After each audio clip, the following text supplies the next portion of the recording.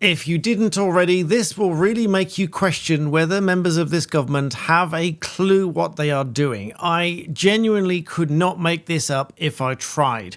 Do you remember just recently they said it was absolutely necessary to slap private schools with VAT and it must come into play in the middle of an academic year, despite disrupting thousands of children and displacing them into state schools that don't have any places, costing the state in some cases £8,000 and £10,000 in taxi fees, getting them to the nearest school 25 miles away because there's no schools have any places in the local area? Well, despite the funding that they said that schools generally desperately need, wait for it, Rachel Reeves reportedly now is cutting up to £1.4 billion in spending that was somehow earmarked for modernising schools and hospitals in order to pay for the deal that they made with trade unions. You heard me right. Despite the desperate need for funding, they're cutting funding, even though they are hammering private schools in the process.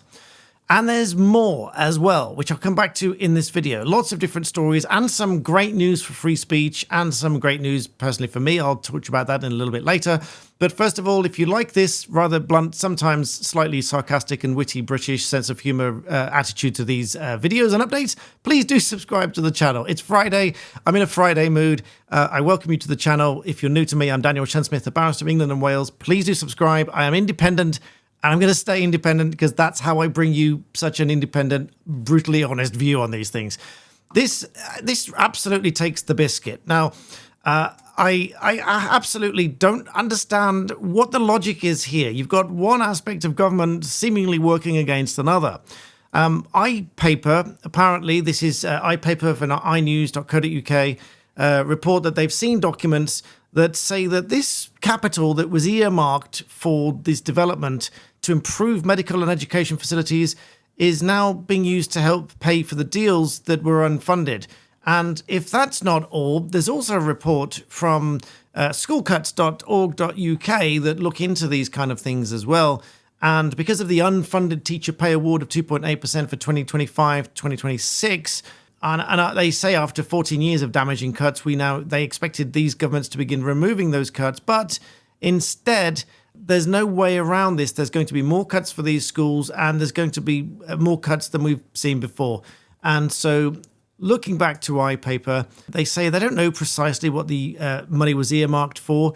But apart from building work, it could relate to expensive machines, scanners and diagnostic equipment. And for schools, who knows what, maybe it's developing the buildings and access to education.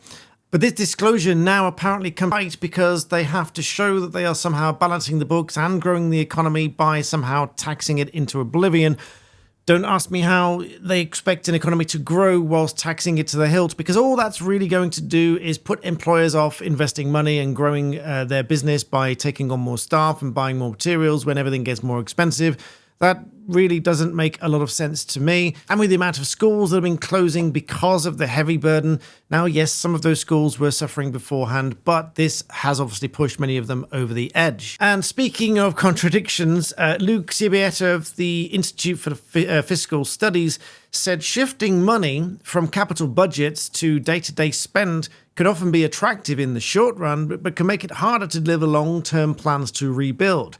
And in September, Bridget Phillipson criticised the Conservative record on school infrastructure, describing schools literally crumbling around the next generation, children cowering under steel props to stop the roof from falling in over their heads. You remember some of the stories about these roofs caving in?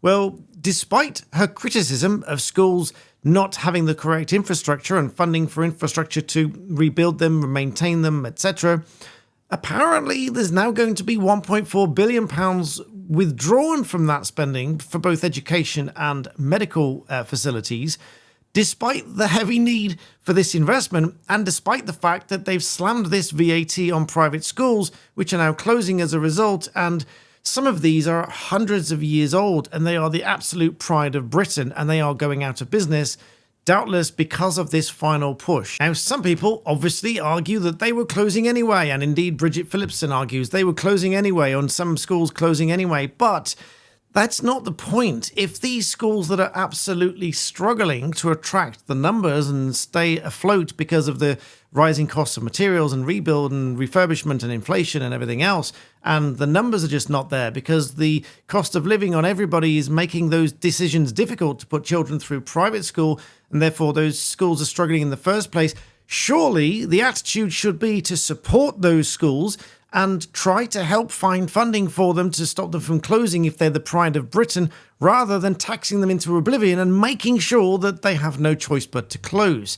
Now, some people, I will anticipate the comments and the arguments here, and I'll deal with them. So some people will say, well, why should we fund those schools when people choose to put their children into private schools? Well, here's the reason.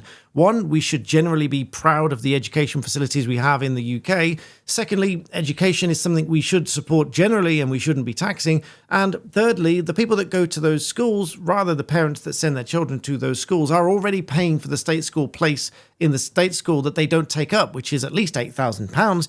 So surely, if anything, there should be some kind of rebate that goes back to the private schools to help keep those private schools afloat. That is how you improve the general state of education, not by forcing these schools, which to some objective argument could be quote-unquote better schools. I don't like using the phrase, but they could be more adopted to the particular needs of children, specifically when it comes to special educational needs, instead of taxing them into oblivion to make sure they close. Enough said on that. Let's move on. But then we look at another area where Rachel Reeves is looking to make billions of pounds worth of cuts to spending, and that is on the benefits bill. But the way she describes it, which I'll come back to in a second, is a little bit odd. And the reason that it's odd is that some investigations, as reported by The Telegraph here, found that sickness benefits are worth more than a minimum working paying job.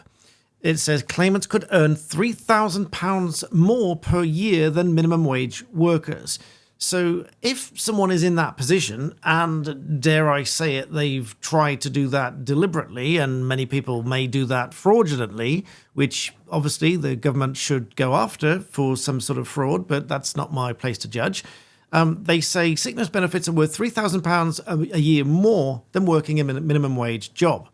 And this was an investigation into low-paid workers trying to get themselves signed off with ill health to boost their income.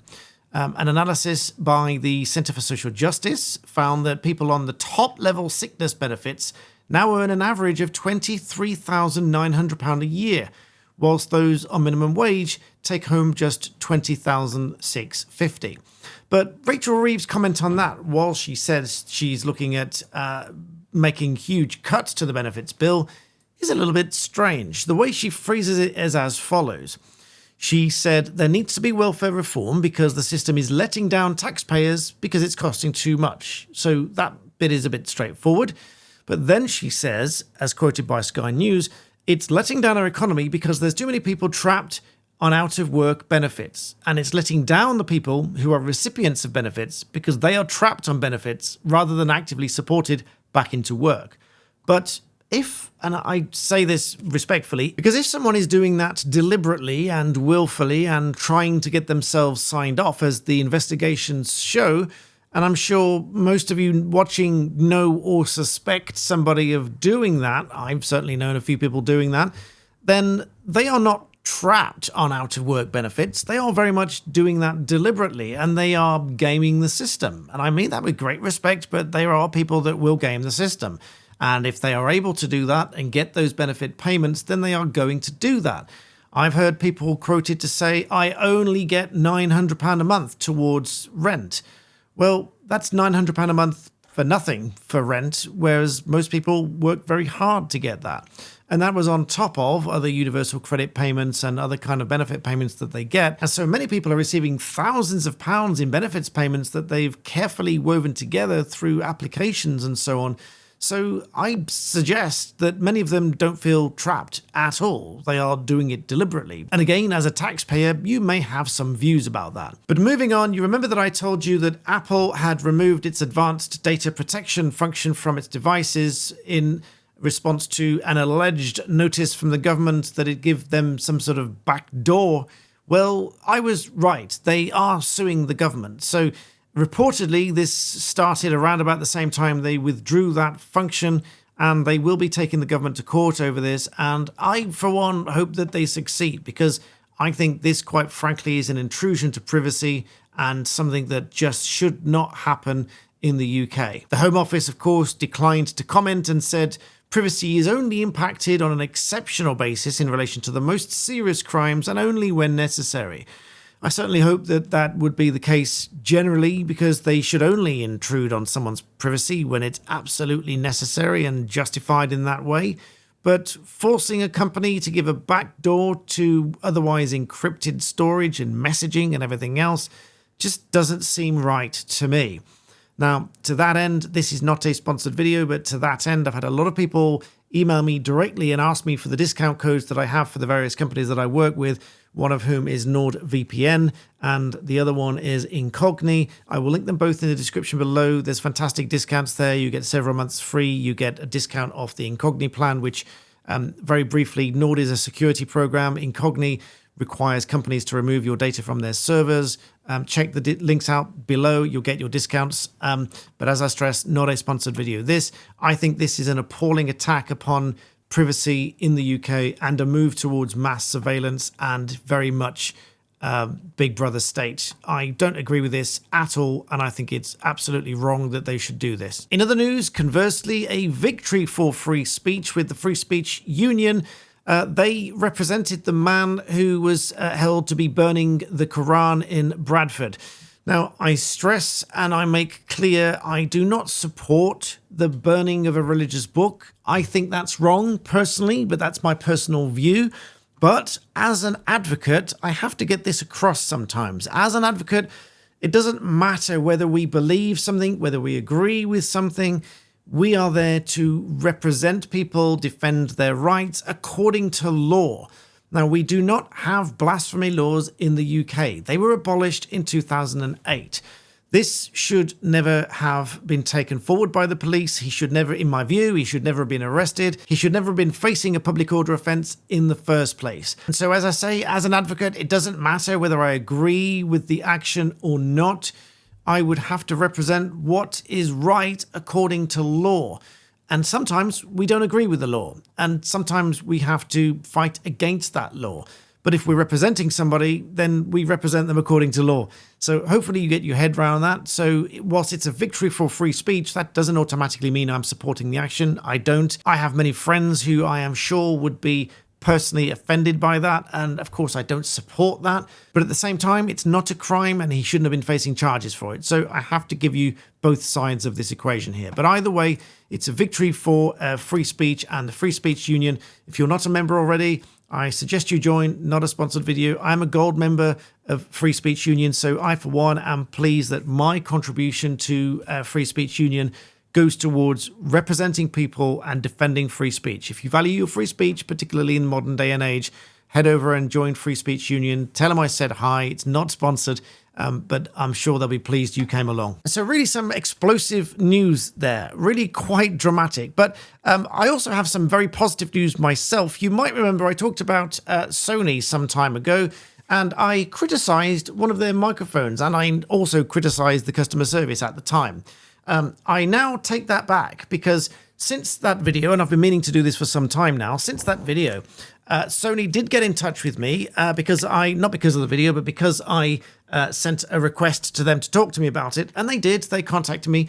They did see the video, but they'd contacted me already following my request. They took very seriously what I said about the microphone. They looked into it and they said it was a bit of a strange situation, but to resolve that, they actually sent me a different microphone, which is this one here, and I think this is fantastic, genuinely. So I have to say, I take back what I said, because I am very pleased with Sony's response, and I highly recommend their equipment, their cameras, their lenses, and indeed their microphones. It's a fantastic quality microphone. So if you are interested in getting into YouTube or media creation or anything else, I can highly recommend Sony. And if you are interested in that too, as a way of making money or whatever it is, expressing yourself, head over to my other channel, Daniel Sunsmith, link below. And I've got some videos on there on how to get started on YouTube, how to make money generally and things like that. But I have to say, if I were to choose cameras to get started in YouTube, I would have to say go straight away to Sony, because the quality is just second to none in my experience. And if you wanted a much more portable and walkabout travel style video, go with one of the DJIs. This is the Osmo Pocket 3. It's a 4K camera and it is absolutely tiny. And it's got a flip out screen and it's on a gimbal and it will stay absolutely still. This is just a phenomenal little camera. So if you are interested in getting into YouTube, check out my other channel and I'll make my recommendations there. But in the meantime, thank you for watching. Have a great weekend. Remember to subscribe and I'll see you next time.